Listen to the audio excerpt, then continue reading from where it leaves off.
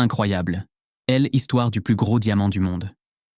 Le 26 janvier 1905, à 9 mètres de profondeur dans la mine Premier près de Pretoria, en Afrique du Sud, Frederick Wells, le directeur de surface, met au jour le plus gros diamant brut jamais découvert. 3106 carats, soit 621 grammes, d'un blanc quasiment parfait, un cristal incolore de type Ezura, catégorie représentant moins de 1% des diamants existants. Le gouvernement du Transvaal rachète la pierre pour 75 000 $ et l'offre au roi Édouard VII d'Angleterre en cadeau d'anniversaire, en remerciement pour avoir accordé l'indépendance aux États afrikaners.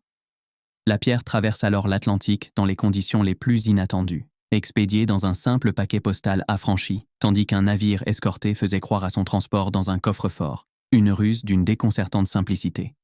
Édouard VII confie ensuite le diamant à Joseph Asscher à Amsterdam, qui convainc le roi de fractionner la pierre.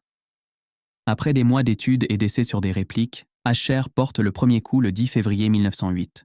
Le ciseau se brise sans entamer la pierre. C'est au second coup que le Cullinan se fend en 3 morceaux.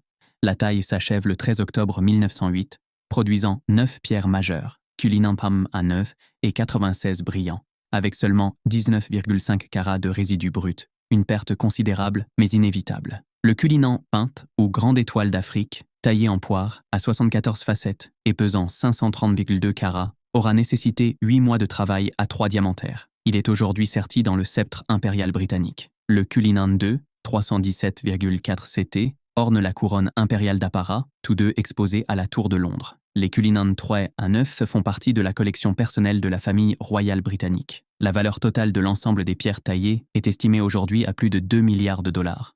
Depuis la mort d'Élisabeth II en 2022, l'Afrique du Sud réclame avec insistance le retour de ce trésor national, plusieurs pétitions circulant pour qu'il soit exposé dans un musée de son pays d'origine.